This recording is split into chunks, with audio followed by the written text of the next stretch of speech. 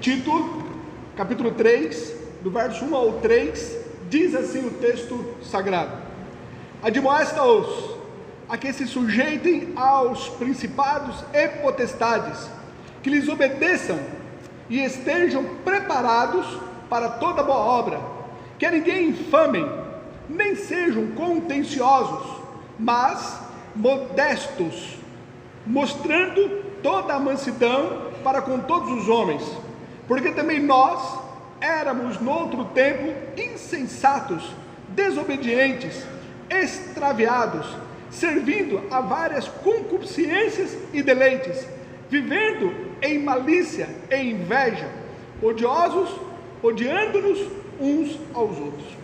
Pai, no nome do Senhor Jesus Cristo, mais uma vez eu me prostro diante de Ti e suplicando, ó Pai querido, o auxílio do Senhor, pela Tua graça, pela Tua misericórdia, me capacitando para que eu possa ministrar a Tua palavra e edificar a Tua igreja que veio aqui para se edificar, para se fortalecer, para ouvir a Tua palavra. Usa-me como vaso de barro, como instrumento Teu, para levar o esclarecimento da Tua palavra, elucidar as Tuas verdades, e que eles conheçam a Ti, através do que eu possa ministrar. Eu oro ao Senhor em nome de Jesus, amém. Por assentar, irmãos. Dando então continuidade à nossa série de mensagens, aqui na epístola de Paulo a Tito.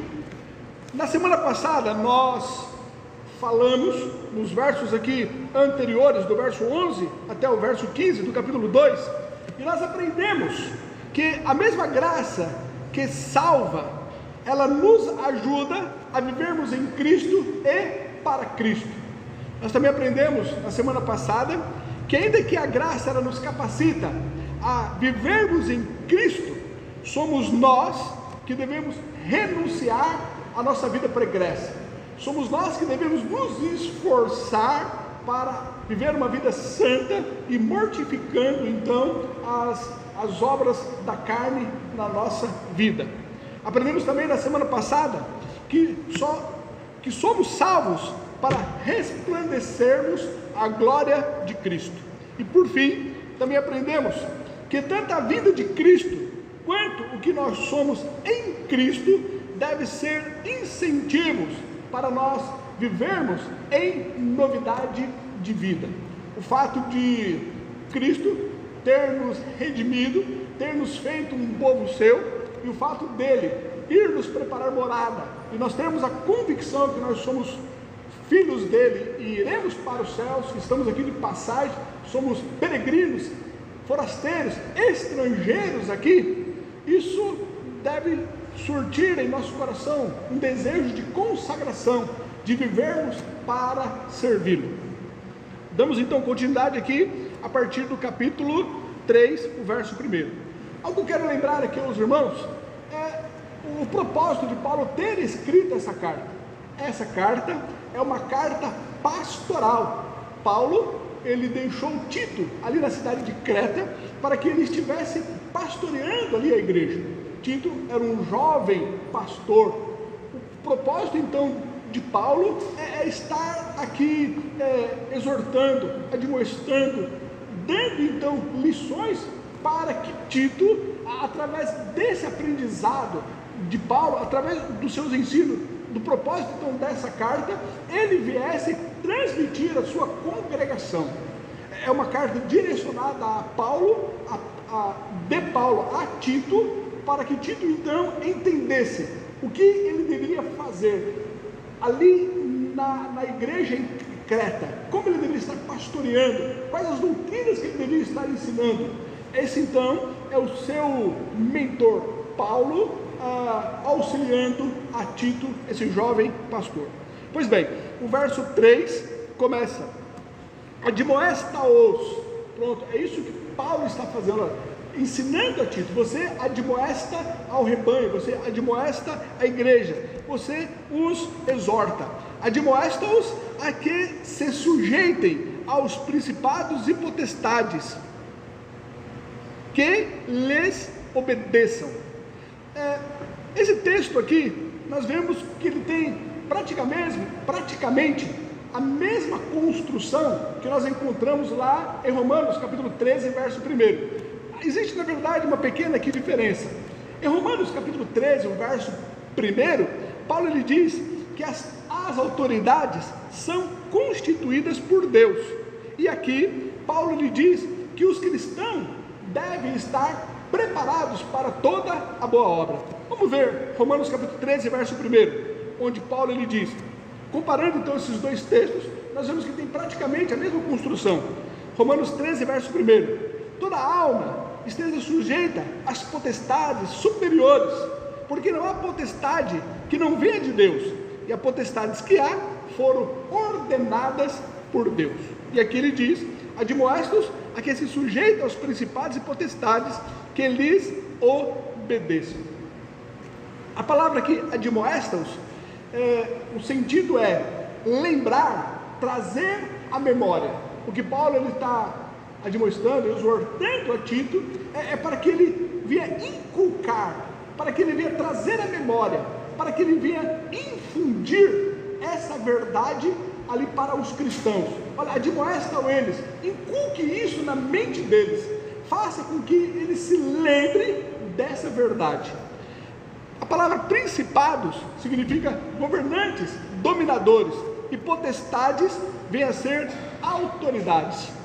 As palavras aqui, sujeitem e obedeçam, onde nós vemos aqui no verso 1, admoestos as que se sujeitem, e também a palavra obedeçam. Tanto o verbo sujeitar e o verbo aqui obedecer, nós vemos que está ligado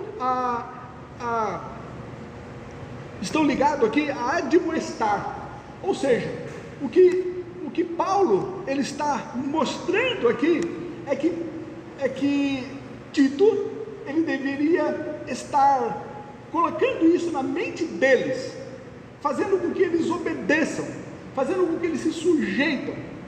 Traga isso à memória deles. Eu quero que você lembre eles, eu quero que você faça com que eles se recordem disso, que eles sejam admoestados, que isso seja incutido na mente deles. E o que é que Paulo quer que Tito faça? Venha inculcar na mente ali da congregação. Ele quer que a igreja entenda que ela deve ser sujeita às autoridades, aos principados e às potestades. Ou seja, que a igreja, ao ser admoestada por Tito, ela deve reconhecer a necessidade de uma sujeição, de uma obediência aos governadores, aqueles que foram colocados sob autoridade para então governar, seja o nosso país, seja o nosso estado, seja o nosso município, aqueles que foram incutidos de autoridade. Paulo diz que os cristãos deveriam se sujeitar e obedecer ali às autoridades. A grande questão é que muitos desses governantes, semelhante ao que nós encontramos em nossos dias, eles eram pessoas ímpias, pessoas mundanas, pessoas que não mereciam nenhum tipo de honra. E Paulo, ele conhecia, na verdade, as autoridades romanas. Na ocasião em que ele escreveu essa carta, ele estava ali preso em Roma. Paulo, ele conheceu também as autoridades judaicas, e sabia que entre eles também haviam religiosos, autoridades ímpias. Provavelmente Paulo, ele estava presente quando o próprio Senhor Jesus Cristo, ele foi de uma forma ímpia, julgado e condenado à cruz. Paulo então, ele estava consciente das atrocidades e desses governantes que eram ímpios.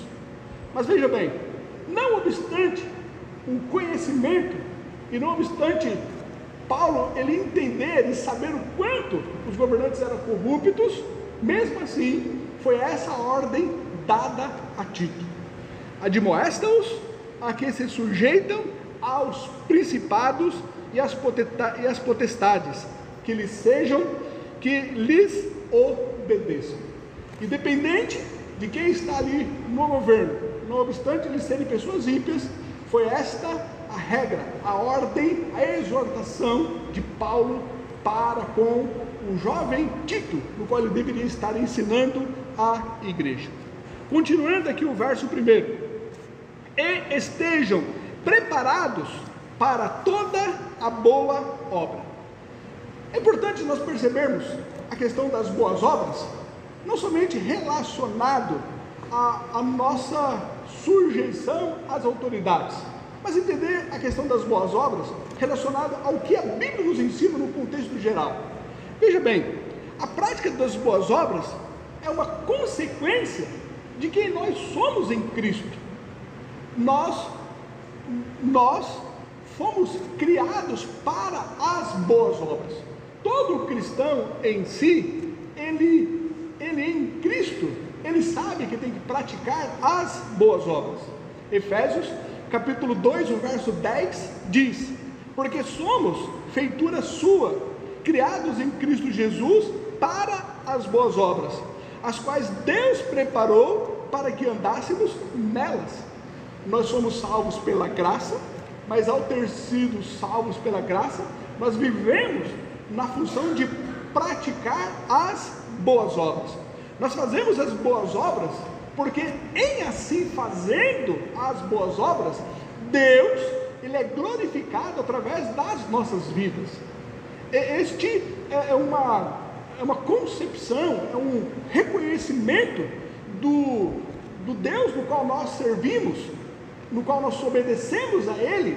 Então vivemos a prática das boas obras para que em assim fazendo Deus, ele seja glorificado. Mateus capítulo 5, o verso 16, ele diz: assim resplandeça a vossa luz diante dos homens, para que vejam as vossas boas obras e glorifiquem o vosso Pai que está nos céus. As boas obras no qual nós praticamos, elas são feitas por nós, não porque nós estamos sujeitos às autoridades. Nós praticamos as boas obras porque nós somos obedientes a Deus, porque nós somos sujeitos a Deus. A prática das boas obras é uma virtude cristã por ele ser de Deus, por ele ser sujeito a Cristo, para que ele viva para a glória de Deus, e não porque ele não deve praticar, porque ele é sujeito às autoridades. Olha o que diz Filipenses capítulo 2, do 14 ao 15: fazei todas as coisas sem murmurações, nem contendas, para que sejais irrepreensíveis e sinceros, filhos de Deus inculpáveis, no meio de uma geração corrompida e perversa, entre a qual resplandeceis como astros no mundo. Nós vivemos então buscando nos assemelhar a Cristo, sermos transformados de glória em glória, isso no meio de uma geração corrompida. Então a prática das boas obras, nós assim o fazemos em virtude de quem nós somos. Nós somos de Deus, nós nos submetemos ao senhorio de Cristo. Mateus capítulo 5, do 39 até o 48, mostra que essa prática das boas obras, nós somos chamadas para fazer já diante dos nossos algozes, já diante daqueles que nos maltratam, já daqueles que fazem o mal contra nós. E não obstante nós sermos então perseguidos, nós, diante de uma sociedade corrompida, de um mundo caído, nós somos chamados para praticar as boas obras. Isso já é uma característica pelo fato de nós sermos cristãos. Esse é o chamado nosso. Olha o que diz Mateus 5, do 39 ao 48: ouviste que foi dito, olho por olho e dente por dente. Eu, porém, vos digo que não resistais ao mal, mas se qualquer te bater na face direita, oferece-lhe também a outra. E ao que quiser pleitear contigo e tirar-lhe a túnica, larga-lhe também a capa. E se qualquer te obrigar a caminhar 1 milha, vai com ele 2. Dá a quem te pedir, e não te desvie daquele que quiser que lhe emprestes. Ouvistes que foi dito: amarás o teu próximo e odiarás o teu inimigo. Eu, porém, vos digo: amai a vossos inimigos, bendizei os que vos maldizem, fazei bem os que vos odeiam, e orai pelos que vos maltratam e vos perseguem, para que sejais filhos de vosso Pai que está nos céus. Porque faz com que o sol se levante sobre maus e bons, e a chuva desça sobre justos e injustos. Pois se amardes os que vos amam, que galardão tereis? Não fazem os publicanos também o mesmo? E se saudardes unicamente os vossos irmãos, que fazeis demais? Não fazem os publicanos também assim? Sede vós, pois, perfeitos, como é perfeito o vosso Pai que está nos céus. Então, o que diz aqui o verso primeiro, admoesta-os a que se sujeitem aos principados e potestades, que lhes obedeçam e estejam preparados para toda boa obra. Nós assim fazemos diante das autoridades, nós nos submetemos a eles, nós obedecemos a eles, nós praticamos as boas obras também diante das autoridades, porque este é o nosso estilo de vida, este é o nosso chamado, essa é a vida cristã. Nós já fazemos isto como um estilo de vida, como prática de vida, como comportamento diário. Então, quando somos chamados para fazer diante da autoridade, já é uma prática que nós somos acostumados a vivenciarmos. Diante dos nossos patrões, por vezes perversos, nós também ali praticamos as boas obras. Diante de vizinhos ímpios, ali nós praticamos as boas obras. Diante de uma universidade ou faculdade, onde possa haver ali alguns professores que são ímpios, nós praticamos as boas obras. Em meio a uma sociedade caída, nós somos chamados para amar os inimigos, para bendizer os que nos maldizem, para abençoar os que nos amaldiçoam. Então, é um estilo de vida. Ao olharmos então para essa admoestação de Paulo, que nós devemos nos sujeitar e obedecer às autoridades, nós assim o fazemos porque já somos sujeitos a Cristo. E se diante das autoridades nós somos chamados para praticar as boas obras, isso já é uma característica nossa. Se já o fazemos isso diante de todo o mundo que nos cerca, então é natural que assim também o façamos diante das autoridades.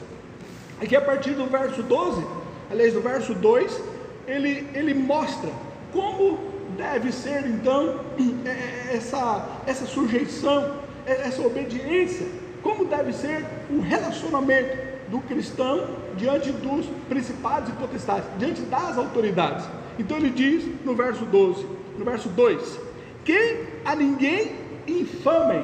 No original, a palavra aqui, infame, no original é blasfemar, que tem o sentido de caluniar ou difamar.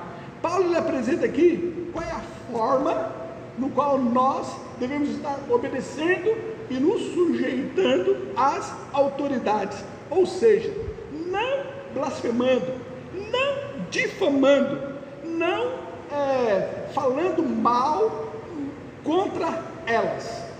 Nós somos chamados a não estar caluniando as autoridades. Olha aqui o verso 2, que a ninguém infame, que a ninguém infame. A questão que nós, enquanto partes da sociedade, nós não podemos estar tapando os nossos olhos quanto às atrocidades que eles fazem, quanto aos erros que ele comete, quanto aos males que eles praticam. Não é isso que Paulo está dizendo aqui, mas sim que, não obstante os erros que ele cometem, não cabe a nós caluniá-los, não cabe a nós estarmos blasfemando contra eles, não cabe a nós estarmos levantando falsos, ou estarmos levantando calúnias contra eles, que as próprias erros deles que venham condená-los, que os próprios engodos dele venham levantar-se contra eles mesmos, mas nós não iremos levantar nenhuma calúnia ou difamação contra quem tem autoridade. Ele continua no verso 2, que ninguém infame, nem sejam contenciosos. A palavra aqui, contenciosos, é sem luta, sem contenda ou sem briga. O que Paulo está aqui nos ensinando é qual deve ser o nosso comportamento em relação a eles, que não haja nenhuma enfrentamento físico, que não haja nenhuma briga onde haja um envolvimento físico contra as autoridades. Nós podemos nos opor ao erro deles, mas que isso seja no muro das ideias, que seja no muro das discussões, que seja através dos tribunais, que seja através dos meios legais, mas nunca o façamos de uma forma que venham difamá-los.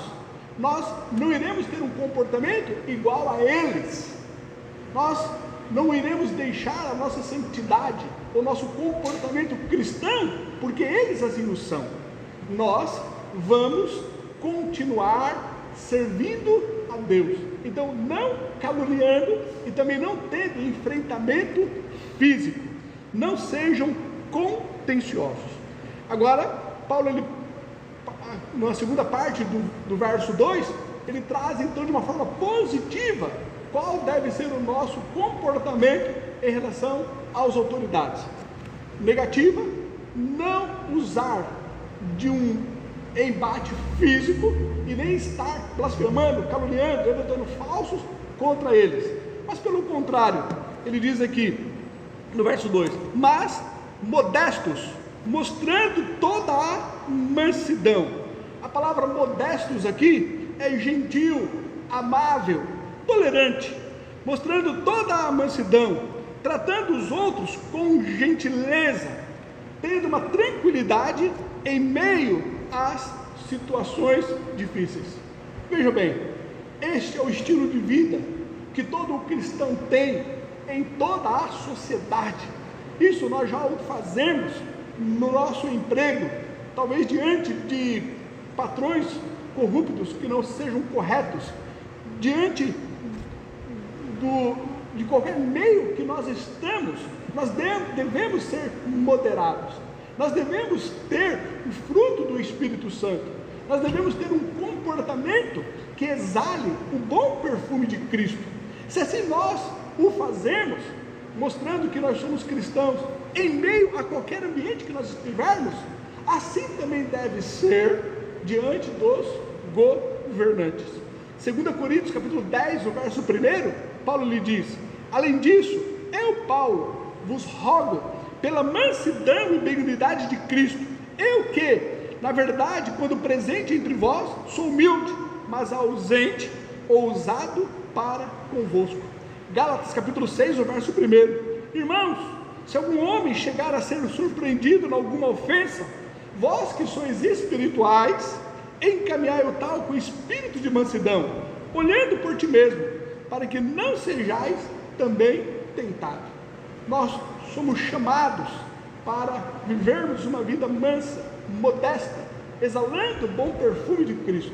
Isso já é uma característica do cristão, e assim então o faremos diante das autoridades. Não vamos vencer o mal com o mal, mas vencermos o mal com o bem. Nós vamos vencer o mal com o bem. O verso 2 ele continua: para com todos os homens. Esse comportamento de ser moderado, de tratar com mansidão, nós assim o fazemos diante de todos os homens, diante de toda a sociedade, diante de qualquer pessoa que por vezes se torna ofensivo contra nós. Nós assim mostramos a nossa moderação, o nosso domínio próprio. Na época em que Paulo estava escrevendo aqui essa carta, os cristãos, eles consideravam as pessoas ímpias como seres desprezíveis e não merecedores de qualquer tolerância. O propósito aqui de Paulo era mudar esse comportamento no meio da igreja.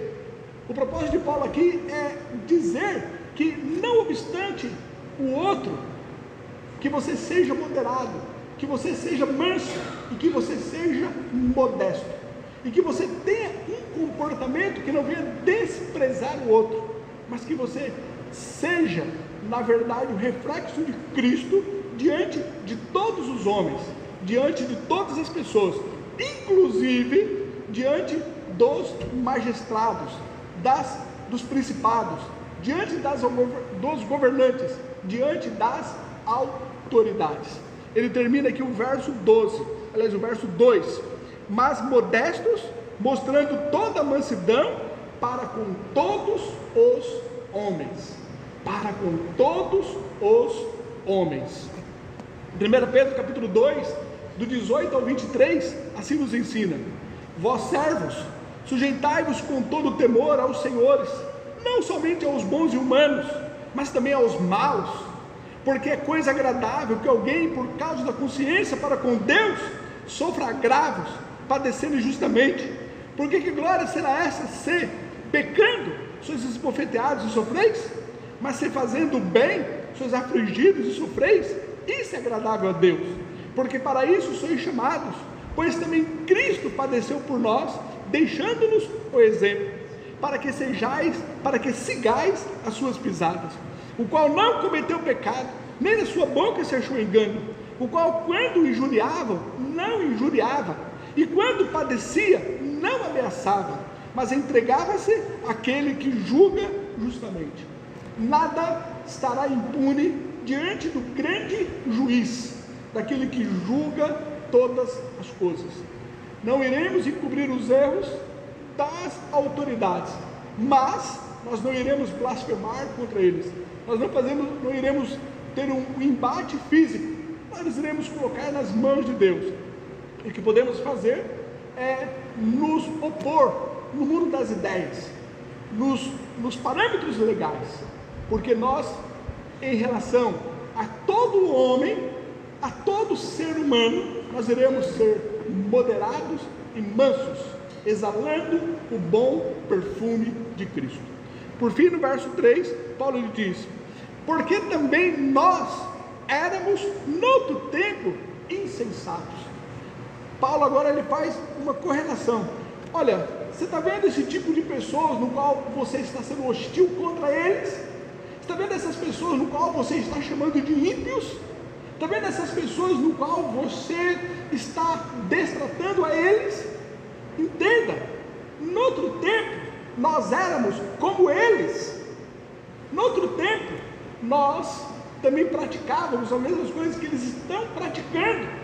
Nós, no outro tempo, fazíamos o que eles faziam. A única diferença entre os ímpios e a igreja é a graça de Deus, é o sangue do Senhor Jesus Cristo que interveio entre nós e eles. É isso que Paulo ele quer falar aqui no verso 3, porque também nós éramos noutro tempo, ele diz, insensatos.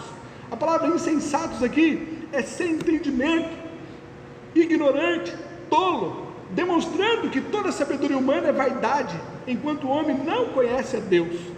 No outro tempo nós éramos insensatos, no outro tempo nós éramos desobedientes, não éramos sujeitos a regras ou ordenanças.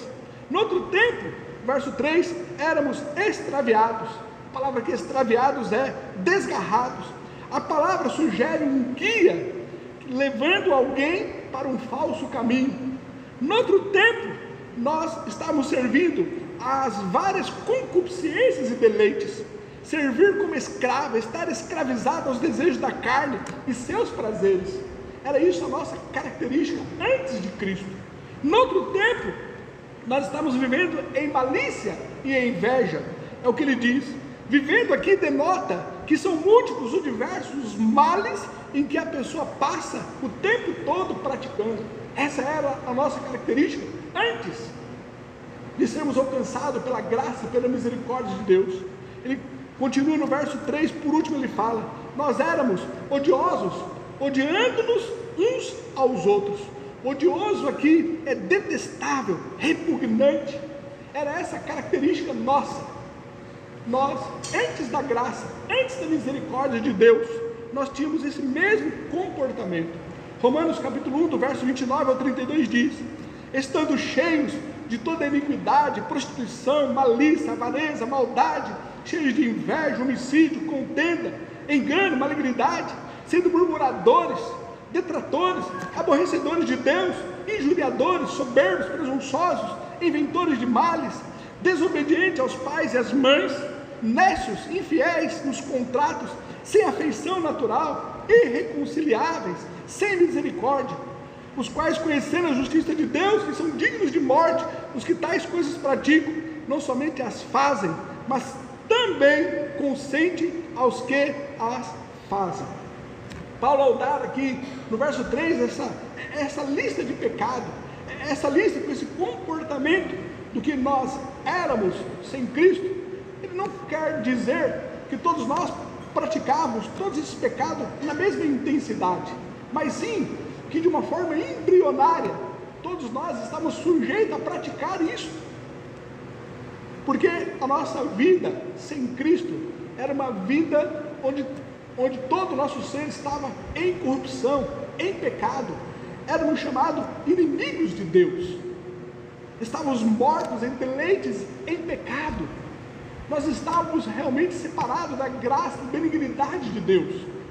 Era isso antes de sermos alcançados pela graça de Deus.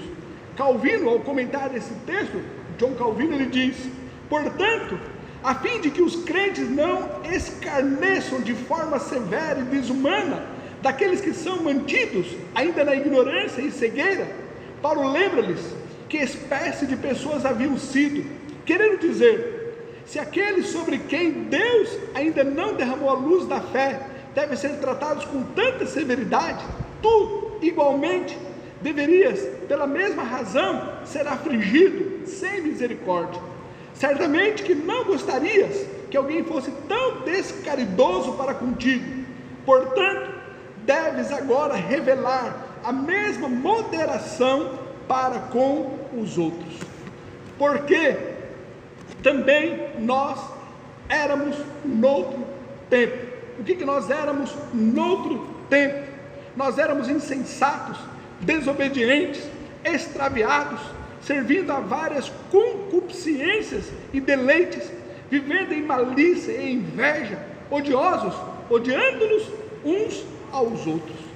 Efésios capítulo 5, verso 8 diz: porque noutro tempo erais trevas, mas agora sois luz no Senhor.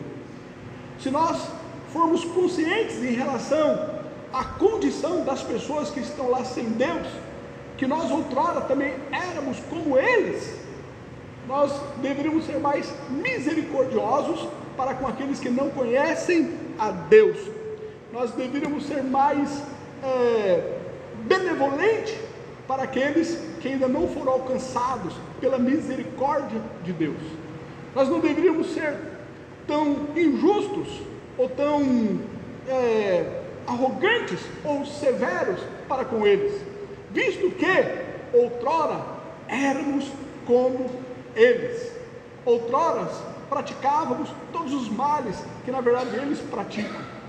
Se aqui estamos, isso se deve não a algum mérito nosso, mas à graça de Deus. O que faz diferença entre nós e eles é a graça de Deus, a bendita graça de Deus, a misericórdia de Deus. E ao sermos então conscientes disso, tratemos a todos com moderação, com mansidão. Não sejamos tão rígidos, não venhamos de pronto querer condená-los e julgá-los, mas venhamos estar orando por eles, orando por todos que estão em postos de autoridade, orando para que Deus também, assim como usou de misericórdia para conosco, que use de misericórdia para com eles, para que a graça que alcançou as nossas vidas também venha alcançá-los. E como o texto também nos ensina, que não venhamos ser como eles são, mas venhamos ter o comportamento conforme nós já o fazemos em toda a sociedade, não somente diante das autoridades, mas diante de todos os homens, diante de todos os homens. O que nós podemos aprender com esses 3 primeiros versos aqui? A primeira lição: não obstante a hostilidade dos governantes, que os cristãos lhes sejam sujeitos, desde que não esteja contrariando os princípios bíblicos. desde que o que eles pedem não seja contrário ao que Deus nos ordena. Então venhamos ser sujeitos a eles. O que também o texto nos ensina: não devemos nos esquecer de quem nós éramos sem Cristo. Portanto, se Deus usou de misericórdia para conosco, bem pode usar de misericórdias para com eles também. Por último, aprendemos que o que nos faz sermos diferentes é tão somente a graça de Cristo em nós. Que Deus nos ajude. Pai, no nome do Senhor Jesus Cristo, eu suplico, ó Pai querido, a Ti, que Tu venhas, ó Pai querido, trabalhar no nosso viver, de uma forma tal, que nós vivamos para a Tua glória, de uma forma mansa, humilde, de uma forma que exalemos o perfume de Cristo, diante de todos os homens, diante desses, ó Pai querido, que tem autoridade sobre nós, diante desses, ó Pai querido, que governam, ó Pai, a nossa nação, que venhamos, ó Pai querido, exalar o bom perfume de Cristo, mostrando, ó Pai querido, que o Senhor está em nós, que o que rege a nossa vida é o Teu Espírito em nós. Diante disso, ó Pai, que nós não venhamos ser caluniadores ou difamadores, que nós não venhamos, ó Pai, ter um embate físico, mas que nós tenhamos, ó Pai querido, a consciência de que o Senhor é o justo juiz, e as nossas orações chegam diante de Ti, e o Senhor irá fazer justiça. Que queremos, ó Pai querido, que o Senhor faça justiça em nosso país, que devemos trabalhar em nossa nação. Queremos colocar, ó Pai, diante de Ti, o presidente, os ministros, os governantes, todos aqueles que são impostos de autoridade. Queremos apresentá-la nas Tuas mãos e suplicar que Tu tenhas misericórdia deles. Assim nós oramos em nome de Jesus.